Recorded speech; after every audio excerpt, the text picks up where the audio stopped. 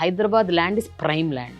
Every square yard is very, very expensive. How can you cater to the middle class and lower middle class? ఎలా సాధ్యపడుతుంది? హైదరాబాద్ తీసుకుంటే madam ఎంత దూరం వెళ్ళినా కూడా మీకు 4 వైపులో కూడా ఎక్స్పాండ్ అయ్యే ఎగ్జాక్ట్లీ. అవకాశం ఉంది. అదే మనం ముంబై తీసుకున్నా, బెంగళూరు తీసుకున్నా, మీరు 100 కిలోమీటర్లు వెళ్ళినా కూడా మీకు ఇక్కడ స్క్వేర్ యార్డ్ రేటు అక్కడ స్క్వేర్ ఫీట్ కూడా రాదు. వాస్తవంగా హైదరాబాద్ అన్నది ఇప్పటికీ కూడా మిడిల్ క్లాస్ వాళ్ళకి రీచబులే ఉంది. స్క్వేర్ యార్డ్ 10,000, 15,000 అన్నది ఇప్పుడు పాసిబుల్ ఉంది.